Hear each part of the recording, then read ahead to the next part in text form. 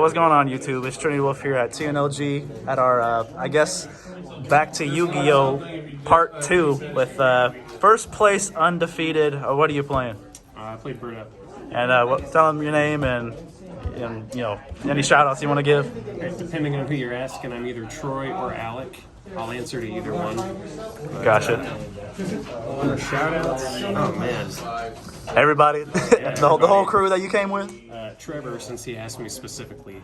Okay. And I just gotta say Paul and Becker and Jeff. Cool. Taylor. He's been texting with me lately. Everyone. So is the crew gonna subscribe to my channel since you shouted them out? I doubt it. Okay, that's fair. But what were your matches like? Well, they were pretty random. Everything I played, I was like, what am I playing against today? Round one, I played against like a homebrew burn deck.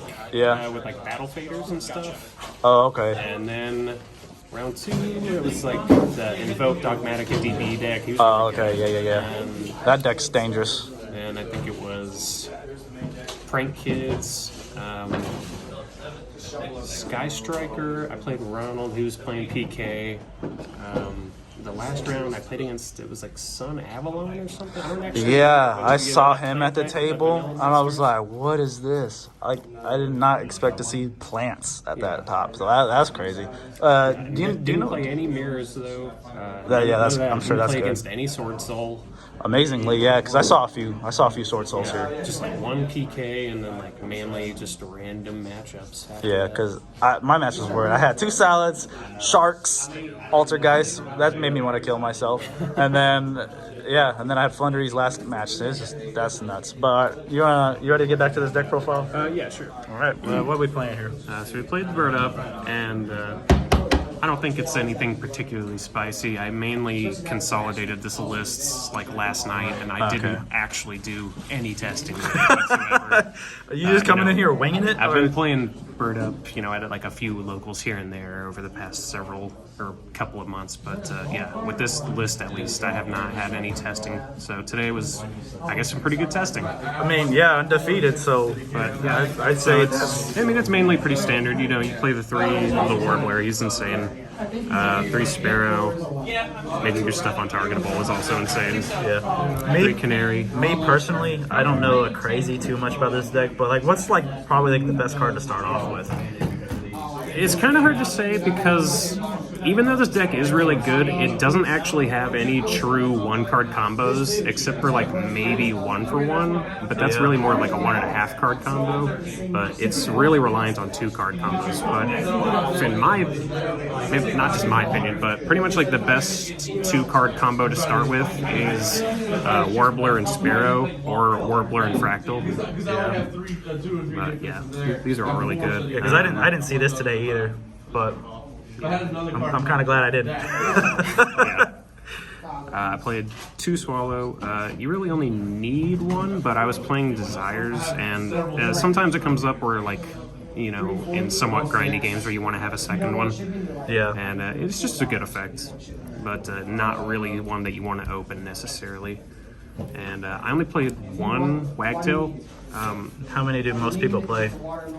It kind of varies. This is pretty much the 1 card that is the most varied in terms of how many people play across the various Bird Up decks.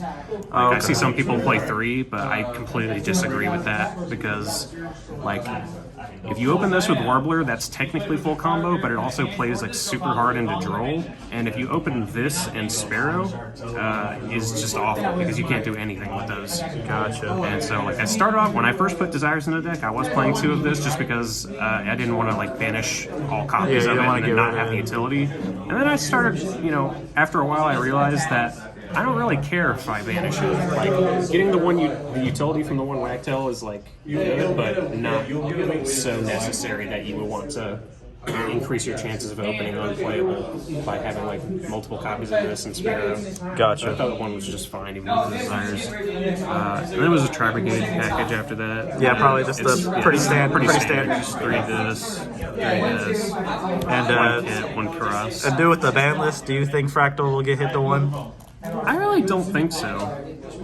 I mean, I don't think that Fractal is so insane on its own. It's really just good in combination with other stuff. Okay. Like, if you open a couple of Fractal and you don't get completely blown out with a hand trap, then you can still make a pretty good play with this deck, even with just those. But, I mean, you could say that with, like, Fractal and any other tribe as well, I guess. And I did not really play a lot of hand traps. Technically, I played, I think, 10 go second cards. So I played 3 nib in the main, which was pretty good.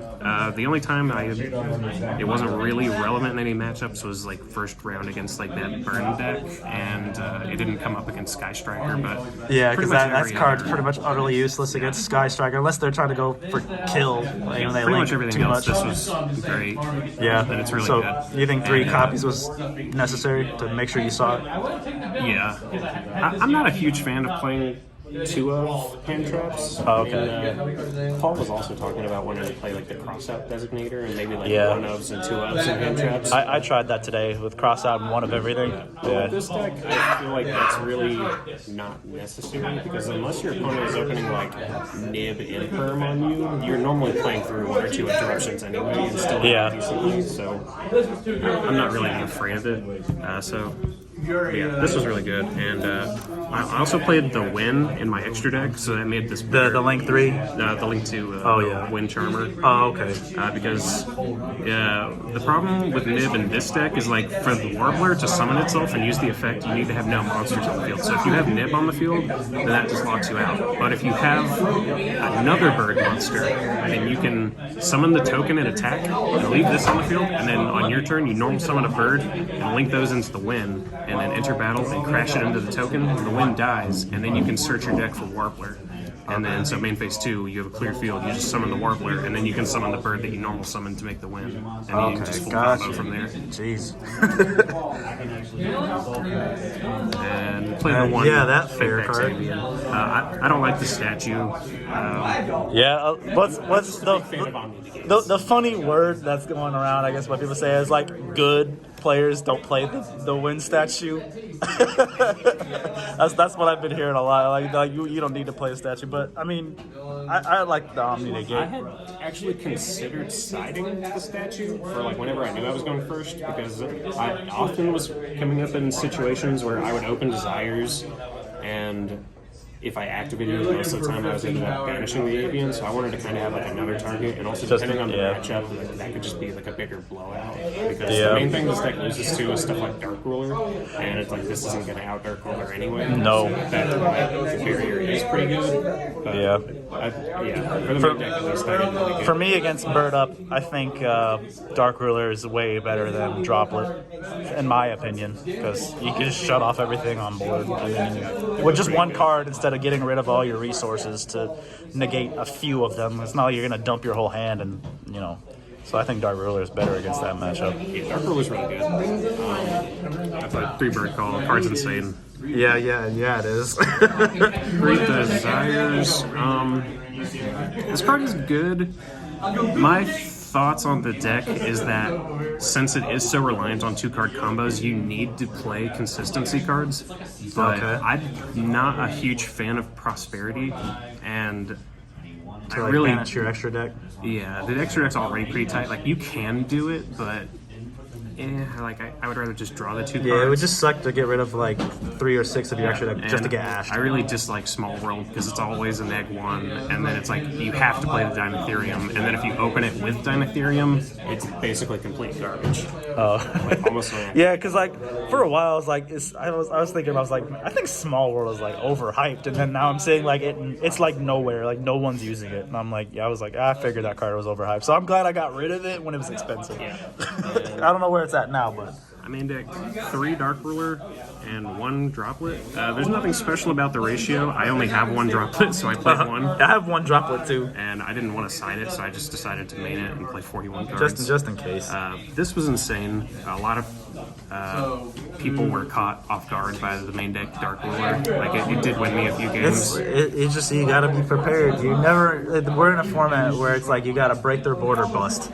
And that's because even if you go first, if they somehow break your board, I mean, you can stop theirs with that and try to go off. Yeah. So I mean, it's honestly crazy with this deck because it's so easy to put up just like one rank 1, and that's really all you need to break a board. Like if you just do this and negate a whole board, and then you can just make literally one Nightingale, and then you can Zeus and clear the entire board, and you just have all your resources for the next turn. I feel like this is where all these Altergeist players were coming out of here for, because they were scared of this, I bet. Like, I was like, I saw Altergeist, I'm like, why am I playing against this? Like, I don't want to play against Altergeist. Yeah. I played 1 for 1 because it's insane. Yeah, that's free as hell. There are sometimes where it can be awkward, like if you open this plus Warbler. Oh, okay. But mainly it's insane. And Yeah, I think you should. because like the chances of seeing both of them together, I guess it's kind of meh. Yeah, and the tanky, obviously. Just because it's at 1 now. This was actually my 41st card, Called by the Grave, and I activated it one time today, and it did win me the game, so I guess it earned its spot. It earned its one little spot. I was expecting there to be a lot more droll. You know, I was too, honestly. That's Honestly, why. it only happened to me once, and I probably wasn't doing any more searching that particular turn anyway, so it turned out fine. Yeah. I negated a Veiler with this and won me a game, so that was alright. This was like the difference between me having like 3 monsters that do things on my opponent's turn versus like Karas Pass. And then I just played the 3 Imperm and 1 Order. Yeah, order is just stealing games right now. It really is, and I don't know if it's because I have the comment or what, but I drew this like so many times. Like so many times. I didn't see it not once today, but it didn't even matter because most of my games were just so bad. Like when I had it actually against Altergeist, I'm like, well, this is utterly useless. Like, it's not gonna stop nothing. Yeah, but I didn't play the Oath. I had been testing it with Oath for a while, and what I found was that, I mean, you're basically always going to get interrupted to some degree, and normally when that happens, you're not going to be able to win on that combo. But what I found in just like drawing test hands and stuff was that even if you're not getting interrupted, you're pretty rarely actually doing that full combo and ending with Oath and that being live.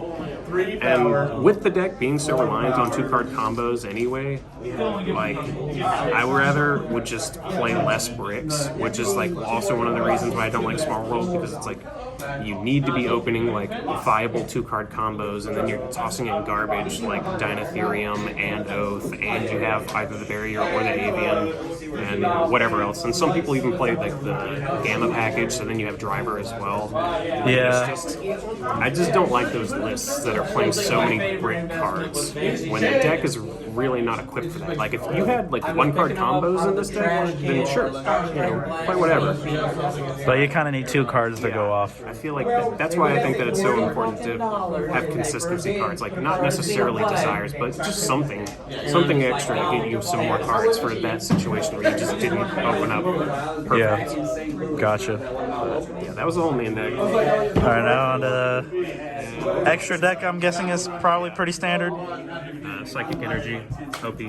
Nice. I don't know how much that is worth, but I'm sure it's a lot. I don't either, honestly, but I sure like how shiny it is. Okay, so I just played the 2 Starling. I was playing 3 for a long time. That's definitely gonna get hit to 1 for sure. This card is actually nuts. Like, people didn't know it was nuts back in Spiral format, but they do now. That soft once per turn is real. Yeah, seriously. Like, even if you stop the first one, they just make another one and then just do it again. It didn't happen today, but I've actually had games come up where, like, I was sitting there with, like, maybe 5,000 to 7,000 life points, and my opponent had, like, 2,400 life points, and I was sitting there with, like, almost nothing left in my extra deck, and I was like, what can I even do to win right now? And I was like, oh, make Recital Starling, crash to your monster, I win. God. That card will not survive the ban list. It will definitely be hit to 1. There's no reason for it to. Talk about not once per turn. Here's on some with Robin. Yeah, that also crazy. Yeah, but the thing is with that card is like it's brand new. Yeah, I made one of these with 4 material. You normally have 4 materials on it if you don't get interrupted, but or open crappy. But yeah, this monster basically single-handedly won me the game 1 against Prank Kids.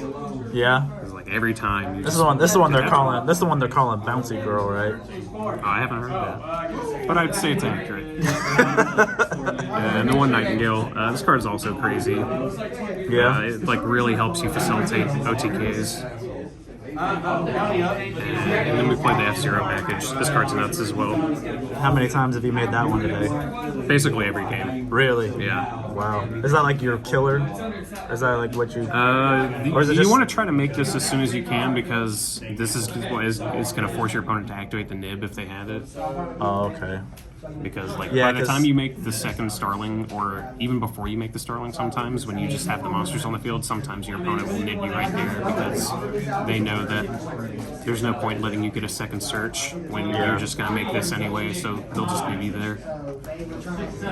And the one Zeus, I cut the Downard today because I wanted to play the Doom Eagle access code package. And pretty much as soon as like round 2, I missed the Downard, and I think I made access code once today. You know, I can't say for sure whether or not I would have won the game with or without the access code, but It's definitely a very good card. It definitely has earned its place, and yeah, you know, Zeus is obviously crazy, and also in this Zeus deck, is if you really want to, it's possible to make like humongous Zeuses because it's like yeah, the Lyriusc monsters are like 2+ level 1 monsters, so you can just make like an absolutely massive Nightingale and attack directly for like a ton of damage, and then just make this. Yeah, Zeus is absolutely nuts. Like out. And one of Almirage, you need it. One Fairjet, that's enough. Yeah. Double Dragon Lords, love this guy. Yeah, it's crazy how you can just cheat them out with, you know, the Tri-Brigade monsters and just that's nuts. He's nice. And also nice that he just lets you get like free tri-searches pretty much on your opponent's turn, because you just like send like if you just end your board with like a kit or a Nerval or something on the field, you just send it with this, just get a free search. And I played the win. I think I made it twice today. Yeah. And it was pretty good both times because of the... Mainly, I think I was only making it when I had the Nibiru because that play is really good. Yeah, so you can clear your... so you can clear the board like you were saying. Yeah. I'd probably play it again. And this card Some more, yes. should not survive the ban list either. Yeah, this card is also really, really good. The fact that it makes itself and all of the wing beasts that it points to untargetable That's is nuts. absolutely insane. Like round 6, I played against Sky Striker, and our last game, our game 3, he had 2 set Widow Anchor in the back row that I didn't know they were Widow Anchors. I mean, I could have guessed, but Yeah, but they weren't going to do nothing anyway. But I ended up having this up here, and then the Apex Avian, and then I had several monsters, and I was like, what do I do here? And I was like, let's just make a big old Nightingale. So I made like a 4-material Nightingale, and I was going to enter battle phase, but as soon as I made the Nightingale, he just went, well, that's it. Really? Yeah. Wow. Because even though he had the double Widow Anchor, I mean, It's he not gonna can't target any yeah. of it. Like, that's just game already. Yeah, they're a deck they just target everything. Yeah. So like when I played that, like I haven't played any of them today, but I was like, my best way to beat them, D-Force with Plasma. They ain't winning. You can't target nothing. Yeah, but we played the Doom Eagle. I would, if the extra deck was not so tight, I would consider playing this even without the access code, because it is really good against certain, I mean, mainly it's good against DPE, but it's also good in general against like Sky Striker and certain other matchups. But this is a pretty good card. Yeah. And access code, like I said, we made it one time, you know. But you know, sometimes all it takes It's is good. that one It's time. just nice to have that option. It makes it easier to go for games in various scenarios. Oh yeah, he's insane. And the One Omen, I have been playing 2 for the longest, but I ended up cutting it to 1 today just because, for one, I needed to make room for like the win and the access code Doom Eagle package. But also, 2 is kind of less important if you don't play Oath, because mainly when you're doing the Oath combo, you end up having to go into this on your first turn and then link it off so you can search for the kit or the Kuros or whatever it is that you need to make the Oath live. But if you're not worried about having to make Oath live, then normally you don't have to make this on the first turn. And if you do, then that can suck later when you don't. Later on, summons, yeah. But, I don't know. If I decide to cut this package or like cut the win or something, I would probably put this. I guess it's kind of a toss-up whether I would put in the second one or the downward again. But, Yeah, but from times when we used to play, I've just known you as always a player who really values your resources. So it's like you really just know the value of what you need to, just have in, and like, is this what I really need to make right now? Am I gonna need this later? Like, it's just one of those things. You know how to really value your resources. Which has not always been the case. I only have really adopted that mentality after I played a lot of goats. Yeah. A lot of goat. Yeah. Goats will definitely help with that. Yeah. Because you get like one of almost everything. That's it. My side, I played the 3 Ash. In the side deck, I just noticed that in the side. Did you put it back in during side or just? I mean, I was main decking this for the longest, and then we just reached a point in the format where I thought that the nib was just more value in the main deck than the Ash, and this was just like a good generic card that I could side in almost any matchup. Yeah. And I had not played against PK before today, so in preparation last night I watched pretty much like a combo video, and what I saw, at least like in those few combos, was that it seemed to me that the biggest choke point of the deck was the graph effect. So I was like, well, if I play against PK and I can Ash a graph, then that's going to go a lot to making me not get OTK. Yeah, there's a few weak points in that deck, but they can just keep popping off with a lot of things. But, Ash is always good. 3 Cosmic. Yeah. This was going to be Twin Twisters, but I was afraid going in today that I was going to be seeing a lot of Scythe package, like Dagda Scythe. That's definitely understandable. And so I wanted to put this in instead of Twin Twisters, because who wants the Twin Twister Scythe? That's just embarrassing. Yeah, you're just going to be like, oh, great. When I thought I was getting rid of a problem, I created a problem.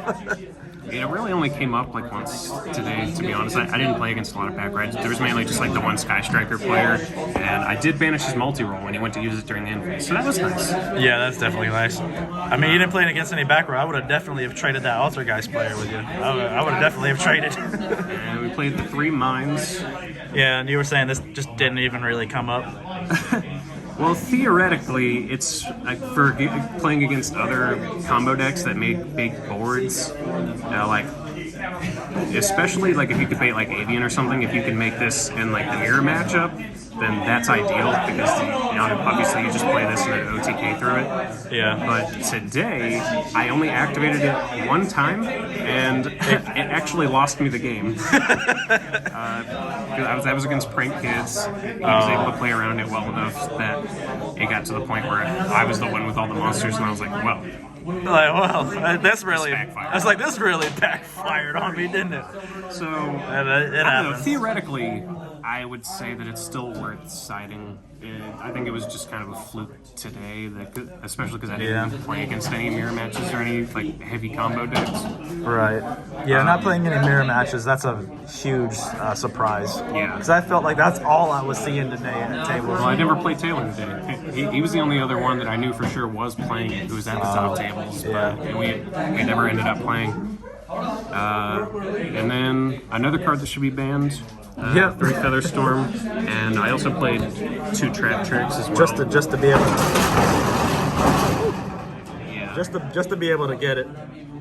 But yeah, well, I wasn't like super worried about like needing to see it, but this was more like a product of me just going through my main deck, and I was just like, I have a lot of cards in here that I really don't want to keep in going first, so I just wanted more than just these to put in. Yeah. And I thought that this was better than just siding like the barrier statue. This basically gives you 5. Yeah. That's freaking nuts. And I saw this a few times today, 2 or 3 times. I saw this once, but that was after I Desires and banished the other 2 copies of this. Oh, yikes. But, I don't know, it's still good. Was that the side deck? Or was it? One more. One red. Yo. It went in one time today, actually against Sky Striker. Against Sky Striker? Yeah, because I was going second, and I didn't really want to keep in the droplets, so I put this in instead, just in case he put in like Tikaboo. Oh, okay. Which, as he told me after the fact that he did side it in. So, I mean, if it had come up, that would have For been nice. me, I feel personally that Red Reboot is a fair card. Yes. Like, I don't. There's really no reason for it to be at 1. Because here's my reason for it. 1, I pay half my life, right? You keep your resource and you get another one, and if I can't kill you, you're gonna win because you got. That thing is totally fair. It's fair. Like there's no reason for it for me, there's no reason for it to be at 1. Like for me right now, trap decks are so unchecked right now. They have IO, so like if you try to play Lightning Storm or any kind of out to their cards and they flip over IO. That's it. You're not gonna win because they can play around it because they're playing like Eldritch or Altergeist like I played. Like that's it. All right, That's all of it. Anything else you want to say or last minute shout outs or anything? No. All right. You know, shout out everyone who knows. Everyone who knows. All right. Well, this is Trinity Wolf at TNLG back to Yu-Gi-Oh! Part 2 since we had this 2 weeks ago, but hopefully we do another one. But all right, this is Trinity Wolf signing out. See y'all later.